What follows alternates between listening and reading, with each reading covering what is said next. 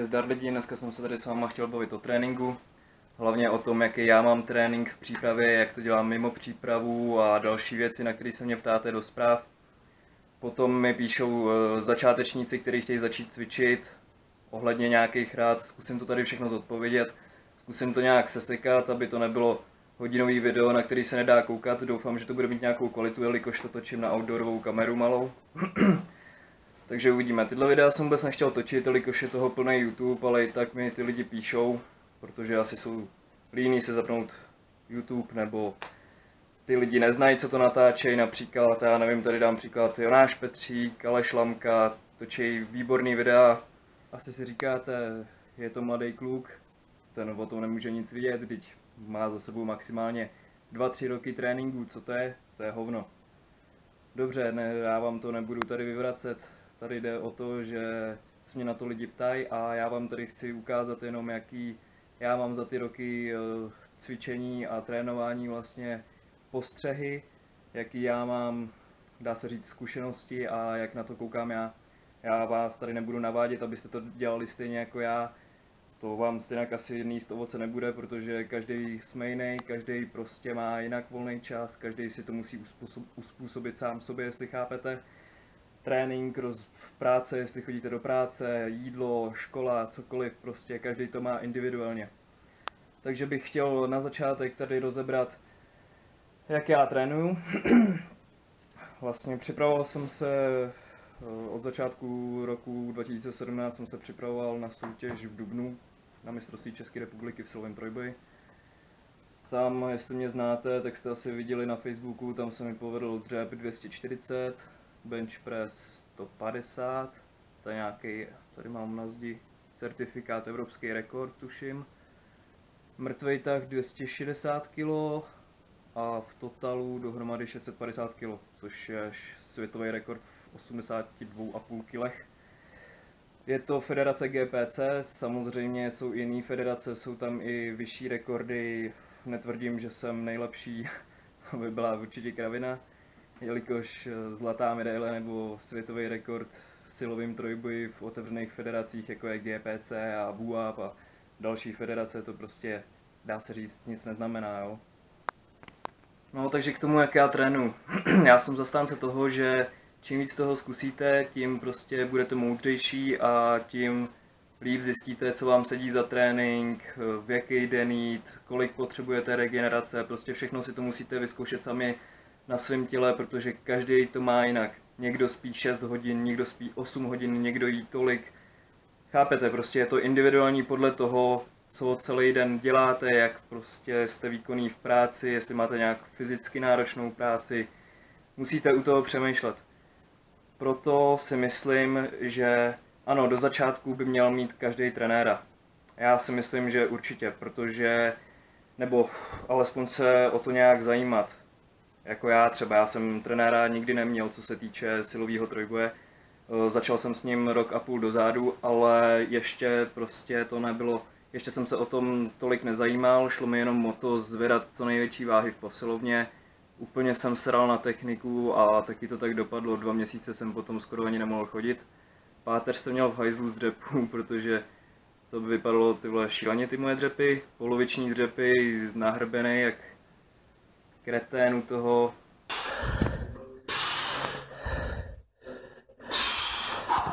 Pojď.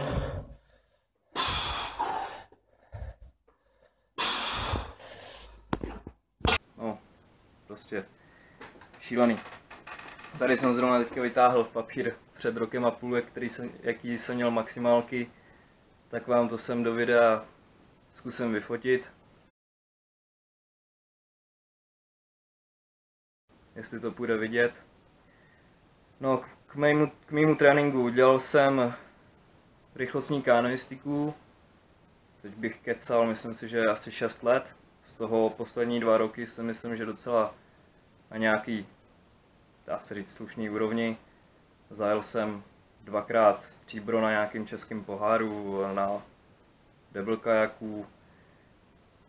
No, k tréninku, co se rychlostní kanoistiky týče, musím říct, že to byla mnohem větší makačka než teďka, co dělám silový trojboj. Tady vám zkusím potom zase vyfotit ukázku nějakého tréninku, co jsme měli třeba na soustředění. Tady se podívám, 20,5 hodiny tréninku týdně, si to představte, rozloženo do 3-4 fází.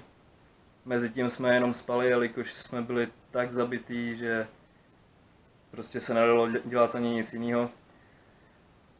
Teďka na to koukám taky trošku jinak. V tu dobu jsem nad tím vůbec nepřemýšlel, protože jsem měl, dá se říct, trénink napsaný od trenéra nějak. Teďka na to koukám prostě tak, že to byla kravina, bylo to zbytečně moc. V 15 letech 20,5 hodiny tréninku týdně. Koukám snad jenom jeden volný den, dá se říct. A to tam byl ještě nějaký 10kilometrový běh. Co si pamatuju, tak jsem byl věčně unavený, věčně přetrénovaný a myslím si prostě, že to byla kravina. Že prostě někdy míň znamená víc, obzvlášť u té regenerace, jo. Tam prostě musíte na to brát ohledy, na tu regeneraci. Tam nejde o to jenom prostě být přemotivovaný, chodit makat, furt v jednom kuse makat, každý trénink jet tohle já nepochopím. Každý trénink jezdit maximálky. Lidi, ty vole, za prvý, nebudete se zlepšovat, jo, dobře, první rok vám to poroste nahoru, dokud se nedostanete na nějakou svoji hranici a tam se zastavíte a dál už nepůjdete. Každý trénink zvednete to samý a k čemu vám to bude? Akorát budete non-stop přetrénovaný, protože představte si, jaký to je nápor pro tělo, prostě každý trénink dávat maximálky, každý trénink jet, nebo každou sérii jet do mrtva, každou sérii jet s dopomocí, to je prostě kravina.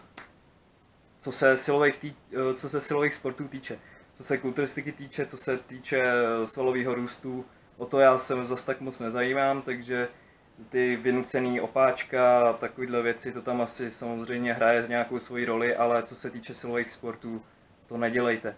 Jestliže chcete zlepšit maximálku u benče, je to úplná zbytečnost jet, dejme tomu 3 opáčka a další 3 opáčka se sparingem za sebou.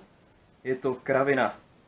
Nebo jet bench maximálku, on vám na tom má ruce, řekne vám, že vám s tím nepomohl a vy se tamhle plácáte po zádech, že jste to dali sami. Přitom potom jdete sami do posilovny, sotva tu svoji maximálku odeberete ze stojanu, jestli vůbec, málem vás to tam zabije. A vy se kocháte tím, že jste tamhle někde zvedli maximálku, že tam měla jenom ruce, je pro jistotu. Kravina, jestliže prostě chcete se tady chopit s nějakou maximálkou, tak ať na to ten člověk prostě nešáhá. Teďka mi končí, dá se říct, taková ta off-season, takový ten odpočinek. Někdo to má, že prostě dře i mimo sezónu, furt dře, aby si udržel ty výkony a zlepšuje se. Dobře, já jim to neberu, někdo takový tělo prostě má, že to dokáže regenerovat. Já, co jsem zatím vyzkoumal na svém těle, dokážu na silový trojboj odjet přípravu maximálně 2-3 měsíce, pak mě začne všechno strašně bolet. Klouby, poslední přípravu mě začal bolet loket, koleno, záda, už se to začne všechno projevovat, prostě jak začne to být přetrénovaný ke konci přípravy a už se to začne všechno projevovat, takže proto já dávám odpočinek, aby si to tělo trošičku odpočinulo. Dávám tam odpočinek úplně ve všem, co se jídla týče, třeba teďka poslední týden jsem jedl jenom snídaní a večeři. Snížím bílkoviny o polovinu, aby potom v té přípravě reagovalo to tělo líp, aby líp regenerovalo, aby to prostě bylo takový ten šok pro něj. Je to třeba kravina, třeba časem to začnu dělat jinak, teďka mi to tak sedí. Po závodech jsem teďka schodil nějakých 6-7 kg a nabral i nějaký tuk, takže to vypadá docela dost špatně. Síla klesla na všem, bych řekl, tak o 10-20 kg. Včera jsem si zadřepoval 210 kg, na 220 by tam možná bylo, dneska bench na stopku 135, 140 už nevyšlo. Tenhle týden si vlastně mi, dá se říct, začíná příprava, tak si vyzkouším maximálky, uvidím, na čem jsem, abych potom prostě viděl, jak jsem se zlepšil. nevím, nějak jsem si to prostě takhle sepsal a to je jedno, to tady nebudem řešit. Do závodu mistrovství světa v silovém trojboji v září tady bude v Trutnově. Mám asi 13 týdnů, takže přípravu pojedu 13 týdnů. Chtěl bych se dostat na nějakých 265 kg dřep, 165 kg bench, 280 kg mrtvola bez pásků. Vravce v 18 letech do 82,5 kg. Uvidíme, jak to půjde. V přípravě, po celou přípravu vlastně dá se říct, už žádný maximálky nejedu. To je pro mě jenom risk nějakého zranění, jelikož já na to, moje tělo prostě je na to nějak náchylný, dá se říct nějak, to je jedno, to tady nebudeme řešit. Napsal jsem si nějakou kostru tréninku, většinou tu mám ze začátku přípravy jezdím dvoufáz.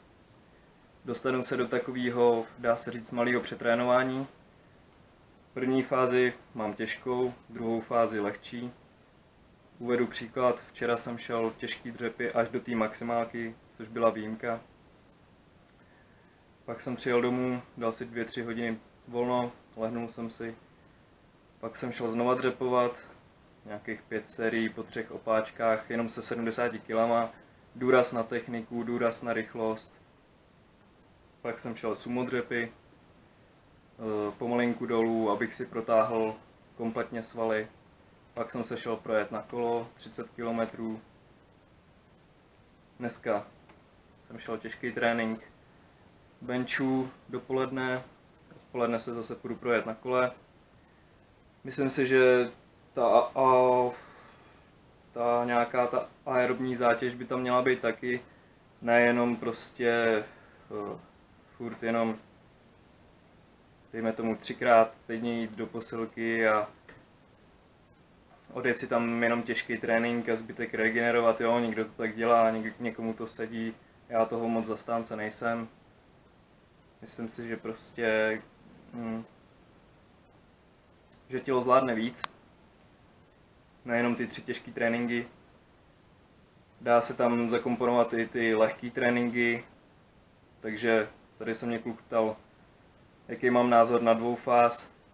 Jestliže to uregeneruješ, jestliže ti to vyhovuje, musíš si to vyzkoušet. Vyzkoušej si to, jestliže ti to vyhovuje, jestliže to uregeneruješ, proč ne? Klidně 3krát do týdne, klidně 4krát do týdne. Tamhle, že ti někdo řekne, ser na dvoufáz, to nemůžeš v životě uregenerovat a ani neví, jak ten trénink vypadá, ani neví, jak je ten trénink postavený, jestli tam máš jeden těžký trénink, jeden lehký, nebo jestli jsou oba lehký. To je prostě kravina. Tamhle si někde přečetl, že může jít 3krát, 4krát maximálně do posilovny a bude ti tvrdit prostě, že dvoufáz je kravina, že pálíš svaly, blá, blá, blá. Prosím vás lidi, ty vole, začněte přemýšlet. Nečtěte jenom na internetu, z toho byste se zbláznili. Každý píše něco jiného. Každý má jiný tělo, každý to vnímá jinak. Začněte sledovat svoje tělo. To není o tom, že si tamhle na internetu přečteš, jeden ti napíše 3krát, 4krát týdně, druhý ti napíše plácnu 12krát, 15krát. Tebe to přestane bavit. Ty si řekneš, ty vole, jeden mi říká tady to, druhý tady to, co mám dělat, tady to, co mám dělat. Co máš dělat? Vyzkoušej si to a uvidíš, kam pospícháš. Je ti 15, 16, začneš cvičit a ty si myslíš, jako, že budeš nejlepší na světě, že po roce cvičení budeš tamhle ty vole tahat 400 kg. To jsou roky dřiny, to je 10-20 let cvičení třeba. Takže proč si to nevyzkoušet? Proč tomu třeba ty 2-3 roky nevěnovat? Zkoušet tréninky, tamhle si stáhnout, klidně si tamhle stáhni nějaký tréninkový plán, já nevím, jak se to jmenuje, Corte, Sheiko, různý takovýhle plány tam máš na internetu, já jsem to teda v životě nejel. Mně vyhovuje taková ta improvizace v tréninku, že mám danou nějakou kostru, mám daný, dejme tomu, mám tady napsaný pondělí, těžký mrtvý tahy, k tomu 2krát nějaký doplněk na vršek zad, 2krát břicho, ale opáčka, série, to prostě většinou si to vymýšlím. Jo, většinou si to vymýšlím, až když přijdu na ten trénink. Až když uvidím, na co se cítím. Jestliže mě plácnu, bolí třeba nohy, hamstringy, ještě z dřepů 2 dny dozadu, který jsem měl, tak nepůjdu těžký tahy. Prostě nebudu riskovat nějaký zranění, jenom abych si odjel nějaký těžký trénink. Buď toho posunu, až mě to přestane bolet, nebo prostě si dám lehčí trénink. Plácnu třeba 3 série po 10 opakováních, jo. Prostě nic silového, nic těžkého. Protože tam potom riskujete, že ty svaly jsou přetrénovaný, vy tam dáte, i když vás šíleně bolej nohy, prostě jdete dřepy, myslíte si, jaký jste z růdy zvířata, ty vole, že tamhle jdete, že vás nebo myslíte si, vole, jaký seš Terminátor, si myslíš, že prostě tě bolej nohy, ale i tak jdeš dřepovat. Ne, seš jenom debil. Prostě je to hloupost tady to. Ano, jdi si dřepovat, jestliže tě bolej nohy, ale odjeď si nějaký lehký dřepy. Jestliže jdeš dřepovat s přetrénovanýma nohama, přetrénovaný svaly, ty vole, tam máš tak obrovskou šanci, že si něco utrhneš. Tohle je prostě... A stejně, když máš ty svaly přetrénovaný, je to nesmysl, je těžký trénink. Nebudeš se zlepšovat. Dobře. K tomu tréninku mám určitě víc co říct, ale to bychom tady byli. To je nadlouho prostě. Teďka k těm začátečníkům, co mi píšou. Já když jsem začínal cvičit, zajímal jsem se o techniku, o tom, jak mám cvičit, jak často mám chodit cvičit. Jo, prostě jak postavit trénink, abych to uregeneroval, aby mi rostly svaly, abych se zlepšoval. Neřešil jsem, jestli mám dát tyhle 5 minut po tréninku protein, 10 minut po tréninku protein, 28 gramů proteinu nebo 29 gramů proteinu. Ty vole lidi, většina zpráv, co mi přichází, ahoj, jaký bys mi doporučil protein? Začínám cvičit, jaký bys mi doporučil protein? Ty vole, tobě je 15 let, máš 48 kg a chceš poradit protein? S 48 kg, dejme tomu, i kdyby si měl žrát 100 gramů bílkoviny, ty vole, to si dáš k snídani 3 vejce, k svačině 200 gramů masa, k večeři 200 gramů masa a máš to prostě zapláclý, na co tam rvát protein. Nebo i kdybys tam měl 200 gramů masa na celý den, 3 vejce, potom nějaký jogurt, tvaroh, cokoliv. K čemu chceš brát protein, mi řekni. To je nesmysl prostě. To je doplněk, to není ty vole, že si tamhle vypiješ proteinový shake a naroste z tebe Hulk. Ty vole lidi, já si myslím, že v dnešní době, kdy to prostě jede to cvičení ve velkým tady na Facebooku, na YouTube, je toho plný sociální sítě a vy se furt dokážete zeptat na protein. Jaký protein? Ty vole. Jaký protein já třeba piju, se mě ptáte a jako, proč vám to pomůže? Čemu vám to pomůže? Já piju protein, který je ve slevě, nebo který mi chutná, je zrovna zlevně jako za málo peněz. Na co bych tamhle utrácel za nějaký, já nevím, plácnu, no, to je jedno, prostě za nějakou drahou značku, tamhle za 2 kilovku 2000. Že je to nějaký hydro, že se to stráví o 5 minut rychlejš, tyhle, to mi je úplně k hovnu. Já nemám vyřešenou stravu na 100%, já nemám vyřešený trénink na 100% a budu tady řešit, jestli dám po tréninku protein tamhle od téhle značky nebo od nějaký neznámý značky. Lidi, ty vole. Samozřejmě nebudu tam dávat protein, o kterém nic nevím, jo. Nějaká neznámá značka, který tam ani nemají uvedený složení a takovéhle věci, jo. Samozřejmě si koupím nějaký značky, které jsou na trhu díl a něco o nich vím.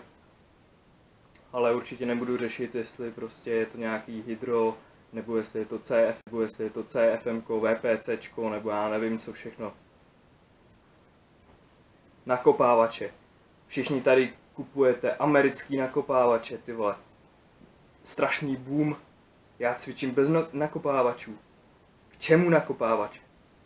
Jako dobře, když jdeš na trénink po práci, OK, tak si ho dej, ale chlastat nakopávač každý trénink. Stejně si tělo je strašně adaptivní.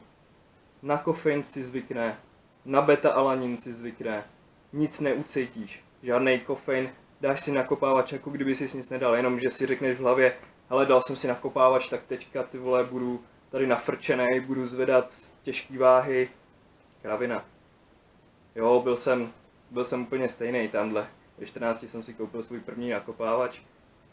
Byl jsem z toho úplně odvázaný, že jsem si tamhle dal jednu hodněrku nakopávače a jdu zvedat. Najednou se mi zvedalo mnohem líp, ale to je prostě blbost. To je jenom, že si řeknete v hlavě, ale dal jsem si nakopávač a teďka budu silný. Řešíte kraviny. To samé jídlo.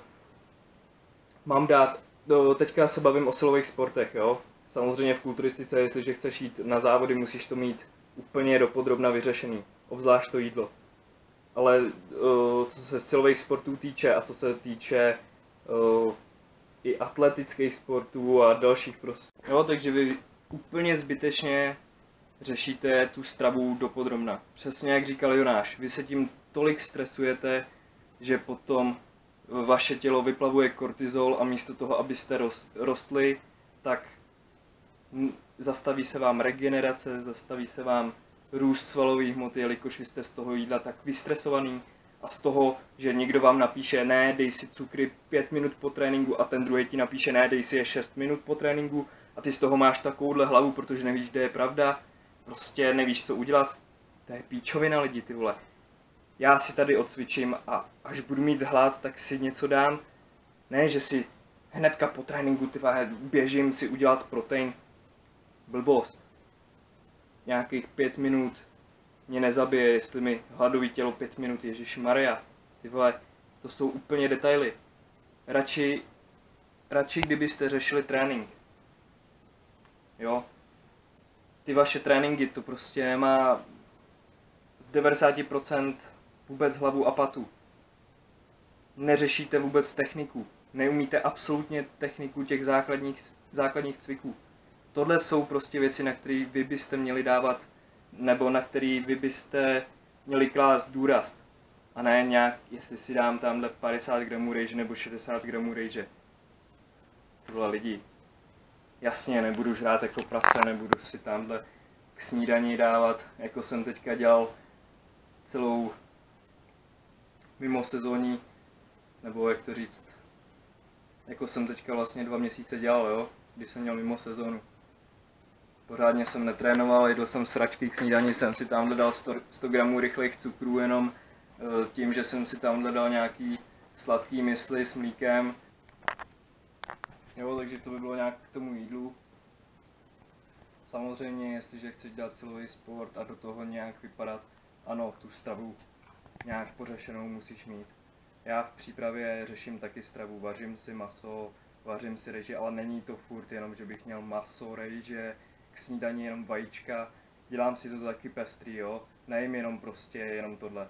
Nevím, k snídani si dám vločky, vajíčka, do toho si dám protein z kořici, pomažu si to, já nevím, někdy klidně i nutellou, jo. Co? Nezabije mě to. Ano, nějaký ten tuk mám, jo, nějakou tu vodu v tom podkoží mám, ale jestliže se nehodlám tamhle postavit na nějaký kulturistický prkna, tak proč bych se tady v tom omezoval, jo? Jestli mě chápete. Radši si vyřeším trénink, radši se budu soustředit na to, jak já trénuji, jestli jsem přetrénovaný, jestli prostě regeneruju tak, jak mám, jestli se zlepšuju a ne, zbytečný to svádět na jídlo. Ježíš, teďka jsem si před tréninkem zapomněl jsem se najíst, teďka bude celý trénink stát za hovno. Blbost. Teďka nedávno, týden dozadu jsem byl na tréninku, zapomněl jsem se najíst, 10 hodin před tréninkem jsem nejedl. a zvedalo se mi úplně krásně. No dobře, měl jsem trošičku stažený žaludek, ale co? To je všechno o tom, jak vy si to nastavíte v té hlavě. Samozřejmě, jestliže si řeknete před tréninkem, ty vole, teďka jsem nějaký špatný jídlo, nebo zapomněl jsem se najíst, teď to bude na hovno, jasně, že vám to půjde na hovno. Protože si to tak nastavíte v hlavě. Vy se přesvědčíte o tom, že ten den jste slabý, i když to tak prostě není.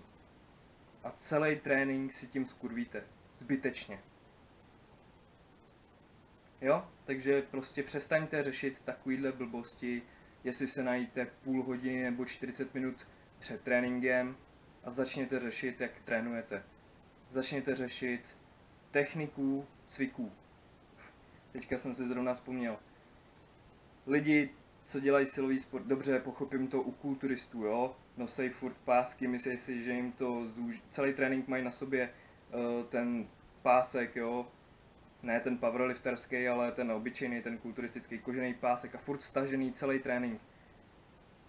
Dobře, pro kulturistiku OK, asi třeba to nějak pomáhá, když pochybuju, že vám to nějak zúží pás, ale dobře, i kdyby. Ale jestliže chceš mít funkční postavu, jestliže chceš dělat nějaký silový sport, jestliže chceš mít nějaký výkony a chceš být zdravý, tak je to úplná blbost. Tím, že celý trénink na sobě máte ten debilní pásek. Jo, takže to by bylo nějak k tomu jídlu. Samozřejmě, jestliže chceš dělat silový sport a do toho nějak vypadat, ano, tu stravu nějak pořešenou musíš mít. Já v přípravě řeším taky stravu, vařím si maso, vařím si rejže, ale není to furt jenom, že bych měl maso, rejže, k snídani jenom vajíčka, dělám si to taky pestrý, jo, nejím jenom prostě jenom tohle, nevím, k snídani si dám vločky, vajíčka, do toho si dám protein z kořici, pomažu si to, já nevím, někdy klidně i nutellou, jo. Co? Nezabije mě to.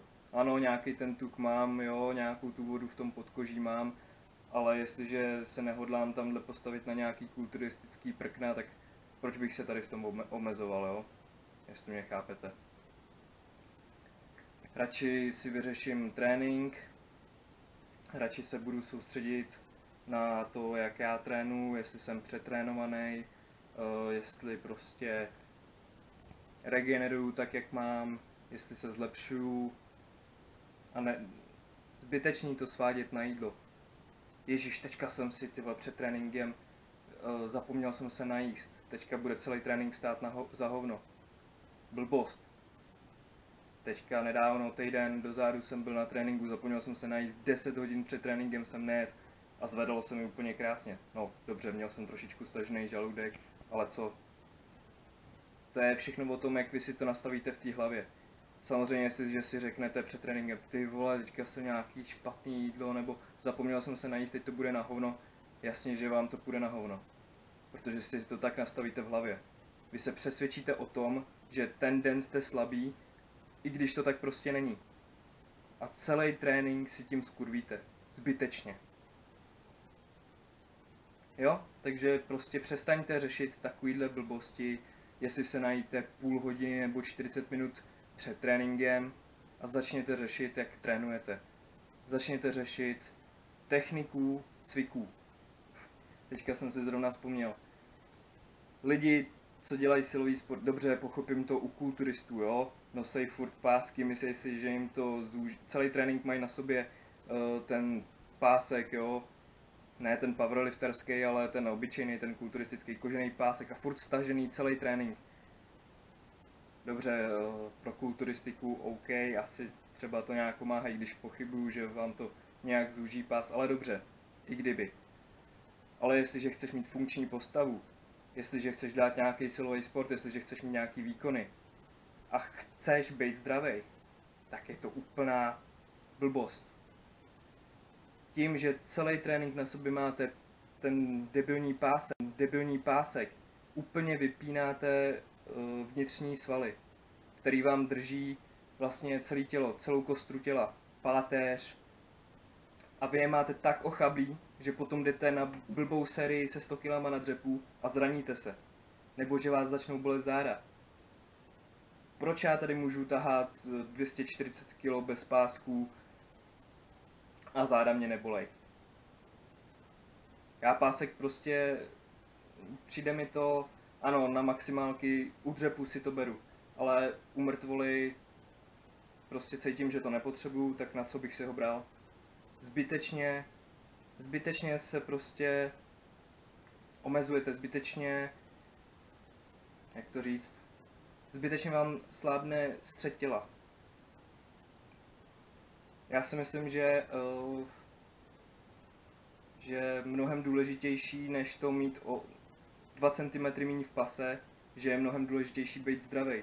Mít silný střed těla, aby vám měl nějak podržet tu páteř, abyste prostě měli zdravý záda. Než že tamhle budu mít o 2 cm míň v pase, ty vole. Dobře, jestliže vím, že moje cíle jsou tamhle v kulturistice, že chci být nejlepší v kulturistice, OK, obětuju tomu všechno, ten pásek si klidně na ten celý trénink vezmu, jestliže teda budu vědět, že to fakt pomůže. Čehož si teda nejsem jistý, no. Takže tímhle bych chtěl skončit tohle nezáživný video. Bude to sestříhaný různě, protože jsem říkal kraviny.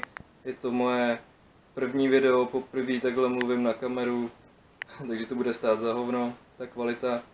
Ale jestliže vás budou zajímat nějaký názory moje na různé věci ohledně silového trojboje, nebo jak začít soutěžit v silovém trojboji a další věci, na co se mě ptáte, zkuste mi napsat pod tohle video nebo do zpráv na Facebooku a zkusím ještě udělat nějaký video. Tak se mějte.